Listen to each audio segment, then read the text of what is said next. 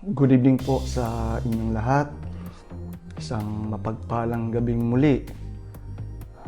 At nawa, nasa mabuting kalagayan yung bawat isa sa atin. Patuloy na pinagpapala ng ating Panginoon. Ayun ba?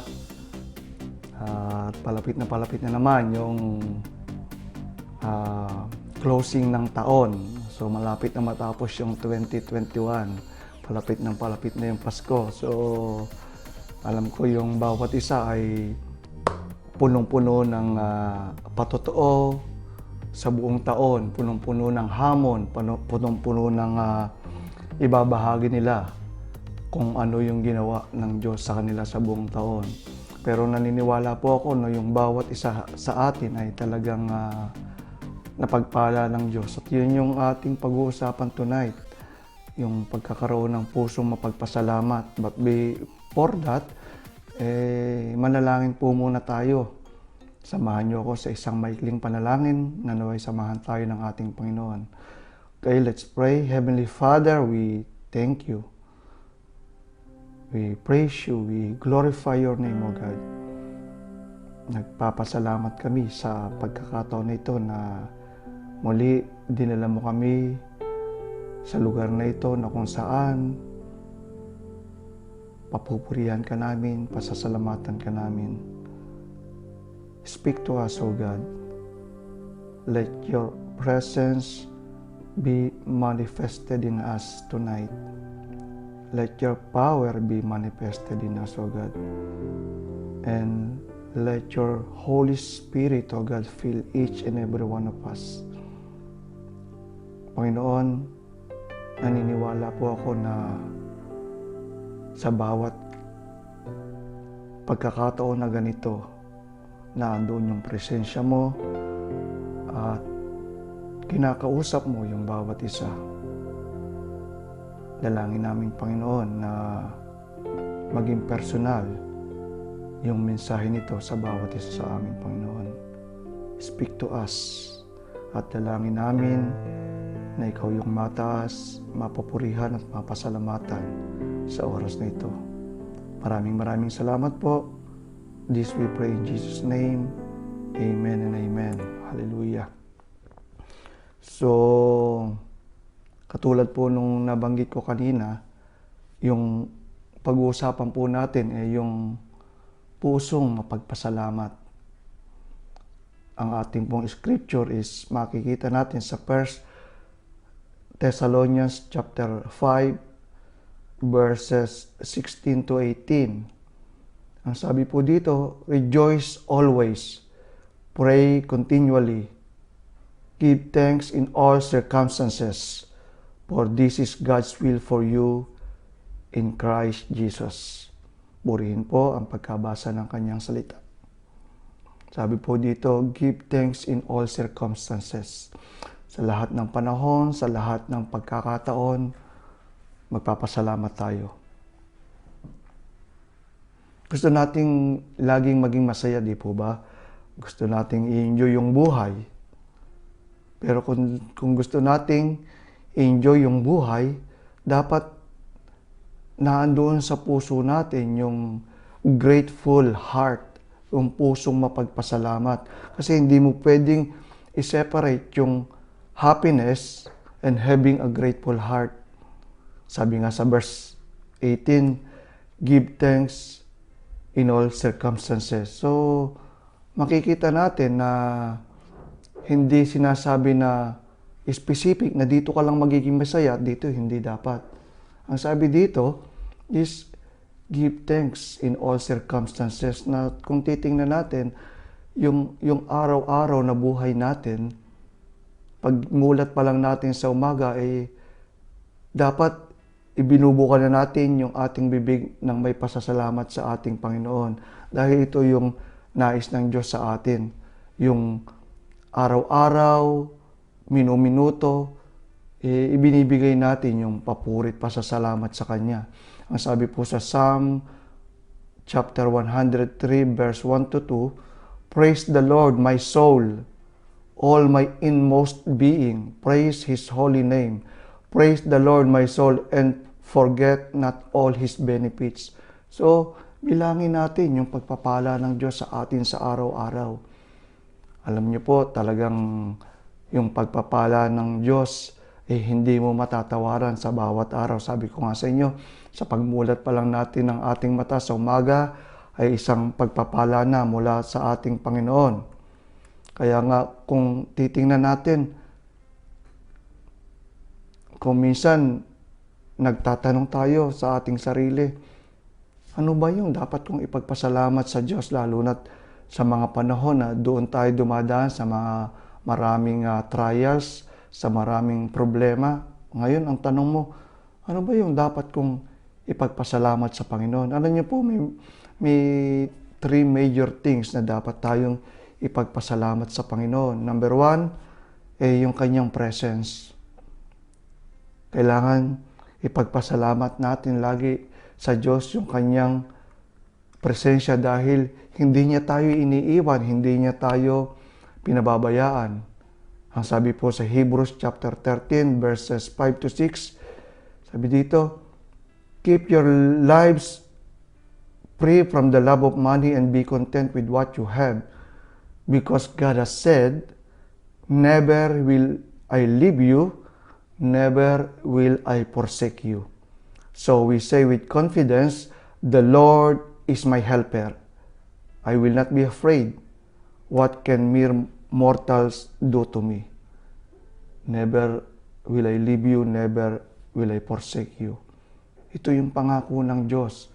Hindi niya tayo iwan, hindi niya tayo pababayaan. Kaya marapat na nating laging ipagpasalamat yung kanyang presensya. Dahil alam niyo po, kung mananalig talaga tayo sa tao, yung tao iiwan tayo niyan. Kahit nga yung mga disciples, di ba, natatandaan nyo, nung dakpin si Peter, talagang nangalat yung mga kanyang mga disciples.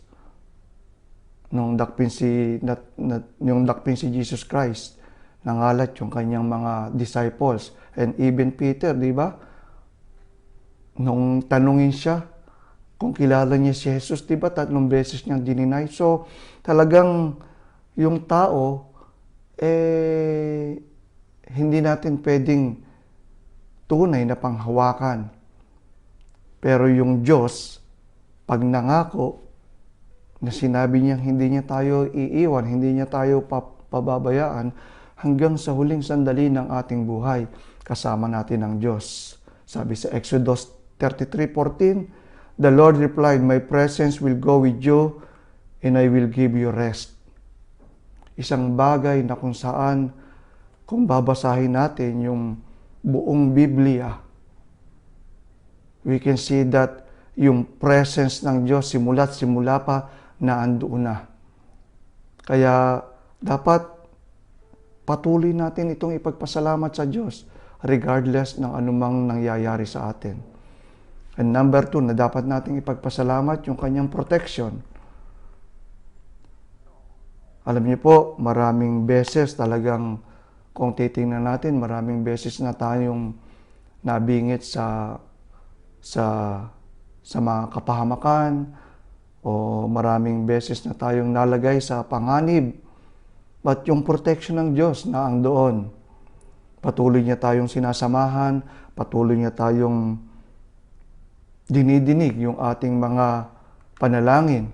Katulad nga ng sabi ni David, di ba sa Psalms, even though I walk through the valley of the shadow of death, I feel fear no evil, for you are with me. So, kahit si David, kiniklaim niya yung protection ng Diyos. At iyon yung dapat bilang Kristiyano, patuloy din natin kiniklaim yung protection ng Diyos. At patuloy natin dapat ipagpasalamat yon. Dahil patuloy niya tayong iniingatan at sinasamahan. Patuloy tayong nandito ngayon, malakas, nakakapakinig ng online streaming, nakakapagtrabaho, nagagawa yung dapat nating gawin. Dahil doon sa protection ng Diyos sa bawat isa sa atin. Kaya nga mga kapatid, yung puso natin dapat na andun sa patuloy na pagpapasalamat sa kanyang proteksyon. Ang sabi nga sa Lamentation chapter 3 verses 22 to 23, because of the Lord's great love, we are not consumed, for His compassions never fail. They are new every morning, great is your faithfulness. At ang sabi sa Psalms chapter 5 verse 12, surely, Lord, you bless the righteous, you surround them with your favor as with a shield. So, naandun yung shield ng Panginoon sa ating buhay. Patuloy niya tayong pinuprotektahan sa anumang nangyayari doon sa ating paligid. Ang sabi sa Psalms chapter 12 verse 1, 3 to 8, He will not let your foot slip. He will not let your foot sleep. He who watches over you will not slumber. Indeed, He who watches over Israel will neither slumber nor sleep. The Lord watches over you. The Lord is your shade at your right hand. The sun will not harm you by day, nor the moon by night. The Lord will keep you from all harm. He will watch over your life. The Lord will watch over your coming and going, both now and forevermore. So kung titingnan po natin, talagang every step of the way, naandun yung Panginoon, naandun yung kanyang protection. Kaya kung minsan, kung tatanungin mo, meron ba dapat akong ipagpasalamat? Ito yun, mga kapatid. His presence, His protection, and third, His provision. Alam niyo po, God is our great provider. Patuloy siyang nagpo-provide ng ating mga pangangailangan. He is faithful to meet our needs. He provides our basic needs, katulad ng food, yung clothing, yung shelter na andyan. Nagsusurvive tayo dahil doon sa provision ng Panginoon. Kung minsan, tayo na lang nga yung may problema dahil patuloy tayong naghahangad pa. Pero kung tutusin, naando na yung basic na pangangailangan natin ay pinoprovide ng ating Panginoon, yung material comfort na nasa atin. At bukod pa doon, hindi lang iyon yung binibigay niya, naandun yung education para sa ating mga anak, kumisan yung mga gadgets, meron tayong mga sasakyan, and a lot more things na pinoprovide ng Panginoon. Kaya kung titingnan natin, kumisan kala mo wala tayong dapat ipagpasalamat sa Panginoon, balikan mo itong mga pinoprovide niyang ito. Balikan mo yung mga blessing niya sa bawat isa sa atin. At makikita nyo na talagang yung pagpapala niya, siksik, liglig at umaapaw. Ang sabi po sa Philippians chapter 4 verse 19, and my God will meet all your needs according to the riches of His glory in Christ Jesus. Yung pangangailangan natin, imimit ng Diyos according to the riches of His glory. Napakayaman ng Panginoon para hindi i-provide yung ating mga pangangailangan. He is our Creator. Siya yung gumawa ng lahat ng bagay. Ano pat hindi niya kayang ibigay yung lahat ng bagay kalakip ng kanyang anak na namatay sa krus para sa atin. Hindi mo matatawaran yung pagpapala ng Diyos, yung ibinibigay ng Diyos sa bawat isa sa atin. Sobra-sobra, mga kapatid. Kaya nga, kung itatanong mo sa sarili mo, sa tindi ng nararanasan ko, sa tindi ng pagsubok ko, sa tindi ng mga trials, sa tindi ng problems, ano pa ba yung dapat kong ipagpasalamat sa Panginoon?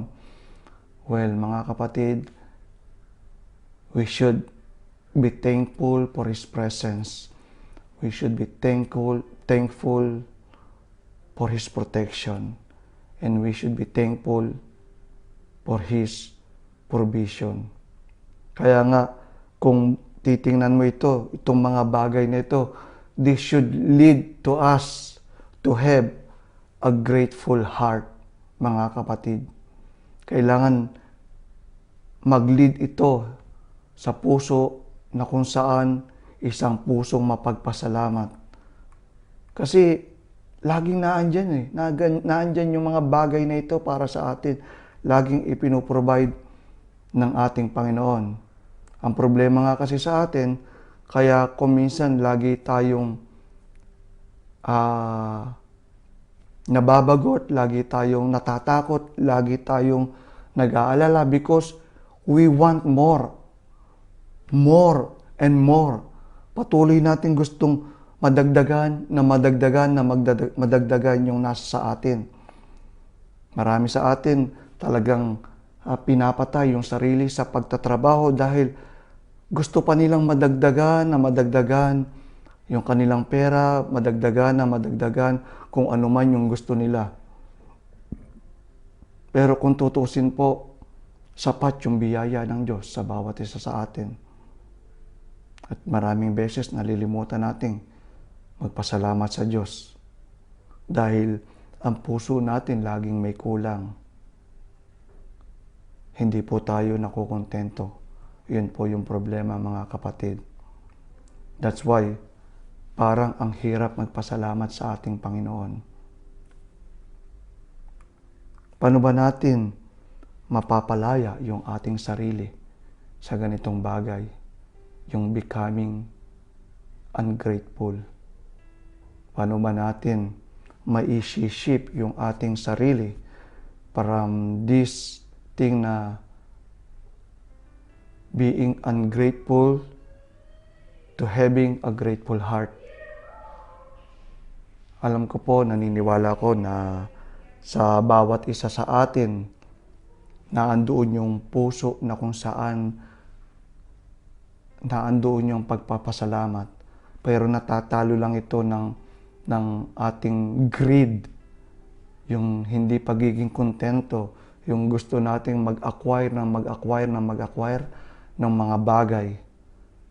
Pero po, may tatlong bagay na dito na kung saan pwede nating ma-practice para ma-shape yung ating focus at ma-cultivate yung grateful heart doon sa ating mga puso. Number 1 po, para ma-shape natin yung ating mga puso doon sa pusong may pagpapasalamat, I need to change my focus from what I don't have to what I do have. Ito po yung una natin dapat gawin. Yung i-focus natin yung ating sarili, yung ating isip doon sa mga bagay na mayroon tayo. Kasi kung titingnan natin sa ating paligid, yung too much commercialization of everything. Kung titingnan mo yung mga advertisement, talagang ina-advertise nila yung mga bagay na sinasabi, kailangan mo to. Kahit yung mga gadget, sinasabi na kailangan mong mag-upgrade dahil mas kailangan mo ngayon yung mga bagay na ito. Hindi naman po masamang mag-acquire ng mga bagay na ito. Hindi masamang mag-upgrade, hindi masamang i-enjoy natin yung fruit ng ating labor. Pero kung lagi tayong nakapokus doon sa mga bagay na wala tayo, yun yung nagpapasama sa atin, yun yung nagnanakaw doon sa puso natin na magkaroon ng pusong mapagpasalamat. Kasi kung titingnan mo talaga, even sa mga email natin, yung advertisement na andoon na sinasabi, kailangan mo to. At even doon nga sa mga resibo natin, pag kinuha natin, naandun yung a lot of offers. Kung titingnan mo sa likod ng resibo, na sinasabi, eto, mura to, kailangan mo to, bilhin mo to. Businesses do not want us to be content, mga kapatid. They work hard to make sure that we are not content. Ito pong mga business na ito ay talagang yung buong effort nila ibinibigay nila doon sa mga advertisement just to show na kailangan natin yung mga bagay na ipinapakita nila. They don't want us to be content, mga kapatid. Kaya dapat huwag tayong madadaya doon sa mga advertisement na yon. Kasi nga, kung gagawin natin yon, somehow we lose the touch. Yung sinasabi na scripture sa Hebrews 13:5, keep your lives free from the love of money and be content with what you have. Because as God has said, never will I leave you, never will I forsake you. Mga kapatid, sabi dito, be content with what you have. Makontento tayo doon sa kung ano yung meron tayo. Ang Diyos, alam niya yung mga pangangailangan natin. Alam niya kung paano tayo pagpapalain. Kaya lamang tayo laging nagkakram, laging nagpapakahirap. Kung minsan dahil mali na yung mindsetting natin. Because we want to have more. Na hindi naman ito yung nais ng ating Panginoon. Ang sabi niya, be content with what you have. Dahil lang sabi niya, never will I leave you, never will I forsake you. Ano po ba yung pangako pa na kailangan natin para huwag tayong mag-alala samantalang ito yung pangako ng Diyos. Hindi niya tayo iiwan, hindi niya tayo pababayaan. When you have God, you have it all, mga kapatid. At hindi nauusbong yung greed sa puso natin. Kasi nga yung greed is simply the desire to always have more sa ating mga puso. Ito yung kabaliktaran ng contentment. So doon tayo sa contentment, mga kapatid. Ang sabi po sa 1 Timothy chapter 6, verse 9 to 10, those who want to get rich fall into temptation and a trap and into many foolish and harmful desires that plunge people into ruin and destruction. For the love of money is a root of all kinds of evil. Some people eager for money have wandered from the faith and pierced themselves with many griefs. Ito yung mahirap nating ma-practice. Yung sobra tayong magmahal talaga sa pera. Hindi naman sinasabing yung money is the root of all evil. Sinasabi the love of money. Masyado tayong na-overwhelm ng pagmamahal doon sa material na bagay. At pinapatay nito yung ating tunay na pusong may pagpapasalamat sa ating Panginoon. It kills our appetite for the things of God. Dahil patuloy nating gustong ma-acquire yung maraming bagay. Alam natin yung secret para ma-overcome yung mga bagay na ito. Katulad ng sabi ko nga sa inyo, it's the contentment, mga kapatid. Be content with what you have. Ang sabi po sa 1 Timothy chapter 6 verse 6, but godliness with contentment is great gain. Kasama po ng pagiging godly ay yung contentment. Hindi po natin pwedeng paghiwalayin ito. Habang sumusunod tayo sa Diyos, nakukontento tayo sa ating Panginoon. Patuloy niyang ipinoprovide yung pangangailangan natin, yung kasapatan na andoon. Hindi tayo pinagkukulang ng Diyos. Sabi nga, wala siyang anak na pinabayaan. Kaya nga, yung focus natin, dapat lagi naandoon sa kung ano yung meron tayo.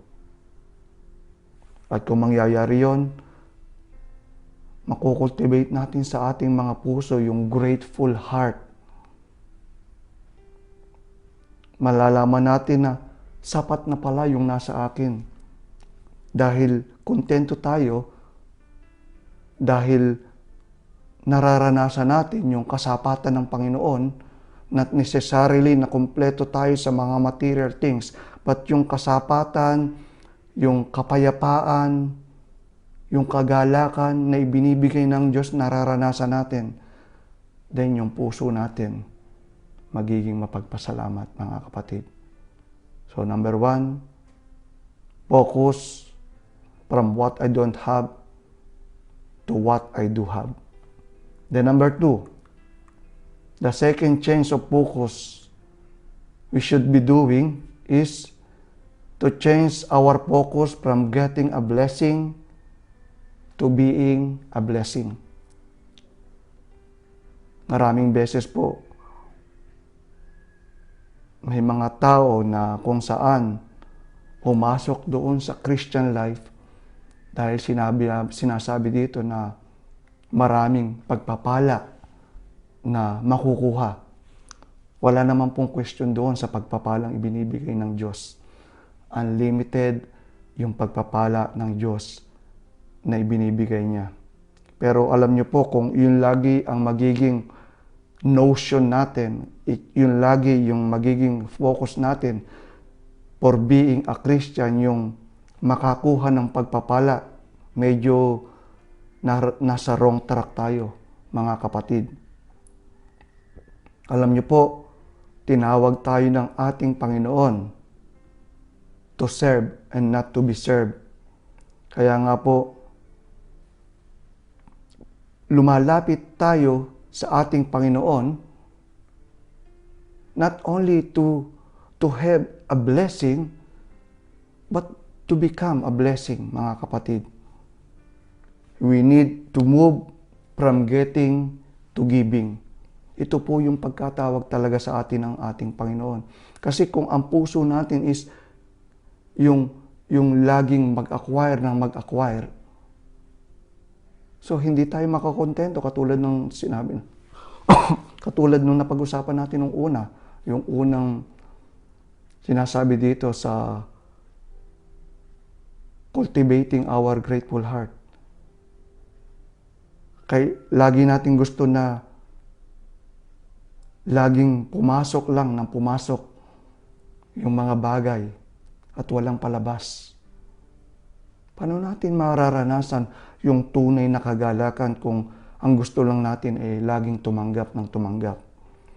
Alam niyo po, kung ang puso natin ay nakapokus doon sa becoming a blessing, if we want ourselves to experience the true joy, the true life of being a Christian, yun po yung pagbibigay ng ating buhay sa iba.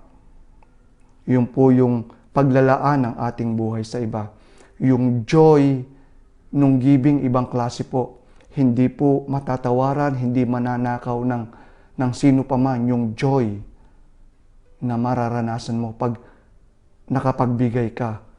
Kung nakita mo yung isang tao na nakangiti, and the reason of that smile is because of you, ibang klase yung joy na mararanasan mo. Yun yung inner joy na ibinibigay ng ating Panginoon. Kaya nga mga kapatid, kung titingnan natin sa ating mga buhay, ang pagkatawag talaga sa atin ay ang maglingkod. Katulad ng ating Panginoon, He came not to be served, but to serve. At yun din po yung ini-impart niya sa atin, mga kapatid. Ang sabi sa Matthew chapter 10 verse 39, whoever finds his life will lose it, and whoever loses his life for my sake will find it. Mga kapatid, ito po yung essence ng ating pagiging Kristiyano.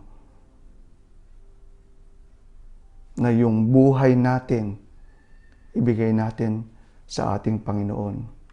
Dahil doon natin tunay na masusumpungan ang tunay na buhay. Ibigay natin ang ating buhay una sa Diyos, pangalawa sa ating kapwa. At ang sabi, and life will be returned 100 folds. Sobra-sobra yung ibabalik ng Diyos sa atin, mga kapatid. In this life and to the other life, mga kapatid. Kaya nga po, ang sabi sa Mark chapter 10, verse 43 to 45, "Not so with you. Instead, whoever wants to become great among you must be your servant. And whoever wants to be first must be a slave of all. For even the Son of Man did not come to be served, but to serve and to give His life as ransom for many." Ito po ang tunay na pagiging Kristiyano. Ang maglingkod sa ating kapwa, ibigay ang buhay sa ating kapwa. We need to serve. Instead of getting a blessing, become a blessing to others. Kung ito po yung gagawin natin, mga kapatid, then hindi na tayo laging maglolong ng may kulang sa atin at hindi tayo makapagpasalamat sa Panginoon. Kundi kung magiging blessing tayo sa iba, then masiship yung ating puso, and then we will be cultivating a grateful heart. Dahil kung tayo ay magiging blessing sa iba, mararanasan natin ang tunay na kasapatan ng ating Panginoon. At araw-araw magpapasalamat tayo sa kabutihan ng Diyos dahil sa patuloy na paggamit niya sa atin. Mga kapatid, ito po ang nais ng Diyos sa bawat isa sa atin. Ito yung gusto niyang gawin natin. Ito yung lagi niyang itinuturo sa atin, yung pag-aalay ng ating buhay para sa iba. And lastly po, in order to cultivate our grateful heart, we need to change our focus from earth to eternity. Ito po yung isang malinaw na dapat nating gawin, mga kapatid. Yung buhay po maganda, but hindi po siya perpekto. At maraming beses, mahihirapan tayo, dadaan tayo sa maraming pagsubok, maraming setbacks, maraming disaster. At yun po yung bagay na kung saan, kung tayo nakapokus doon sa earthly things, ang dami nating regrets, ang dami nating complaints, ang dami nating tanong sa ating Panginoon. Dahil doon tayo nakapokus, doon sa earthly things, doon sa mga material things. Pero kung titingnan natin, hindi naman tayo tinawag sa mga bagay na ito. Kung babasahin natin yung Hebrews, doon yung mga heroes of faith, sabi nga sa Hebrews 11, verse 13, all these people were still living by faith when they died. They did not receive the things promised. They only saw them and welcomed them from a distance, admitting that they were foreigners and strangers on earth. So makikita po natin ito, mga heroes of faith na to. Ito yung mga sumunod sa Panginoon, namatay para sa Panginoon, nagbuwis ng buhay para sa Panginoon. Pero yung mga material blessings, sabi dito, even yung pinangako, hindi nila lahat na-receive. Ganun din po tayo, mga kapatid. Maraming bagay dito sa mundo na hindi natin matatamasa. Pero ang sabi sa verse 16, instead, they were longing for a better country, a heavenly one. Therefore, God is not ashamed to be called their God, for He has prepared a city for them. Ito po yung isang magandang bagay. If we shift our focus from earth to eternity, we are longing for a better country, a heavenly one. Katulad ng mga heroes of faith na ito. Meron tayong tinatanaw, meron tayong tinitingnan. Dahil temporary lang tayo sa buhay na ito. Temporary lahat ng bagay. We are just a pilgrims on this earth, a passers-by. Dumadaan lang tayo sa mundong ito. At hindi ito yung ating tahanan, mga kapatid. Katulad ng mga heroes of faith na ito, na kung saan hindi na-receive yung mga pinangako, but they are longing for a better place, a better country, a heavenly one, mga kapatid. Kahit si Pablo, di ba?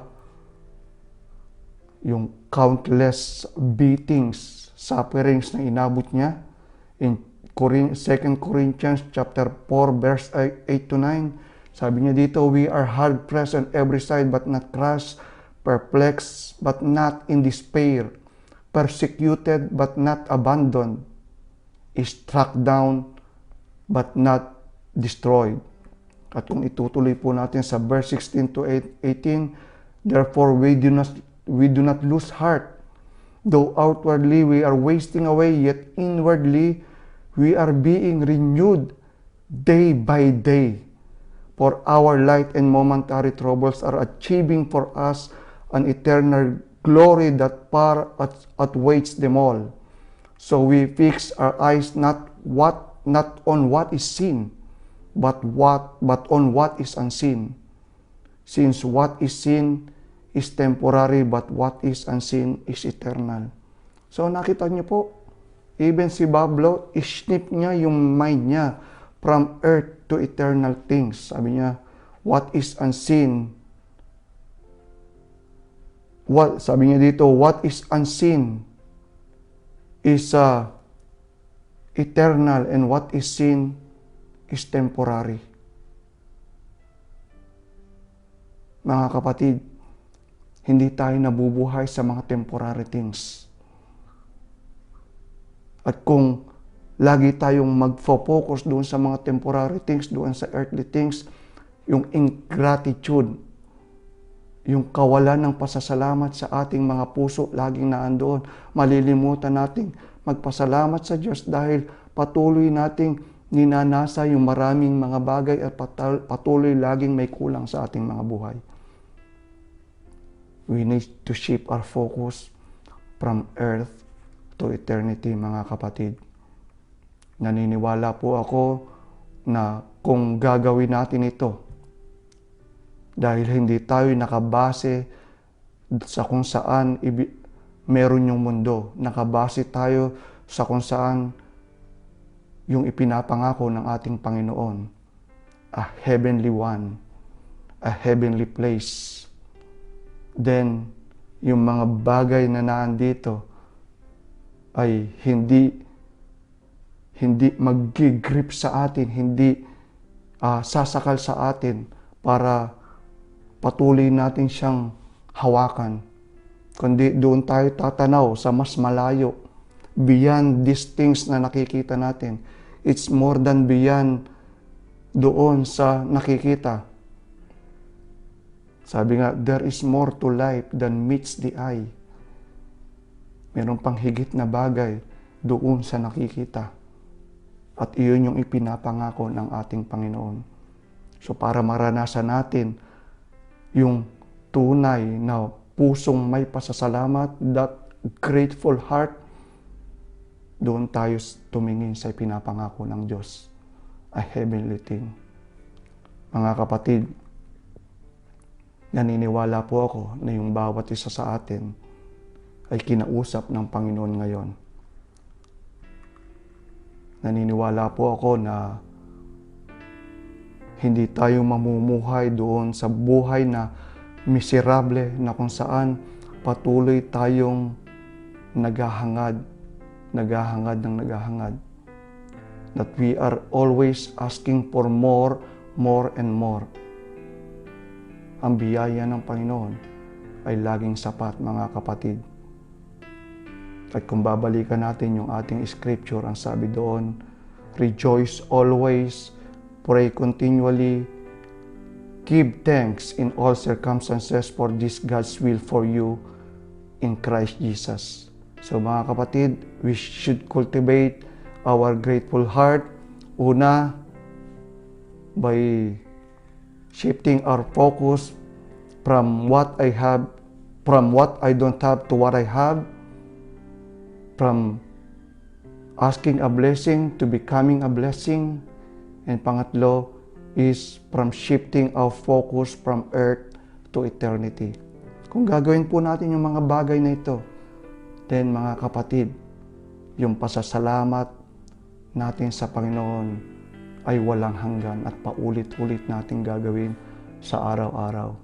Dahil hindi tayo nakabase sa mga temporary na bagay, mga kapatid. It was built to last. Yung mga spiritual thing na ito, mga kapatid. Kaya kung mararanasan mo ito, yung unlimited joy, unlimited happiness na ibinibigay ng ating Panginoon, mararanasan ng bawat isa. Walang hanggang pasasalamat ang ibibigay natin sa ating Panginoon. Kaya nga mga kapatid, sa oras na ito, yung isip, yung puso natin, baguhin na natin. Alam ko, marami tayong pinagdadaanan, marami tayong iniintindi, marami tayong gustong mangyari sa ating mga buhay. Pero yung mga bagay na ito, itong earthly things na ito, hindi dapat ito natin yakapin at magdala sa kung saan patuloy tayong naghahangad. But let us offer ourselves to God and shift our focus to what is unseen, to what is eternal. Purihin po ang Diyos at nawa napagpala yung bawat isa. Manalangin po tayo. Thank you, Lord, tonight. Thank you for the message. Thank you for teaching us. Thank you for guiding us, O Lord. Nawa napagpala yung bawat isang nakapakinig. At dalangin namin, Panginoon, na mabago yung aming puso. Na magkaroon kami ng pusong mapagpasalamat. Tulungan mo kami, Panginoon, na patuloy naming hanapin yung tunay na biyayang mula sa iyo. Not on the material things, but most especially doon sa spiritual things, O God. Dahil yung mga bagay nito na ibinibigay mo, it will echo to eternity, mga kapatid. Maraming salamat po. Salamat po sa pagpapala, sa biyaya mo. Tinataas ka namin, pinupuri ka namin, at niluluwalhati ka namin. This we pray in Jesus' name. Amen and amen. Purihin po ang Diyos. Salamat po sa inyong lahat sa pakikinig. Until next online messages, online streaming po. God bless po sa inyong lahat. And good night. See you soon.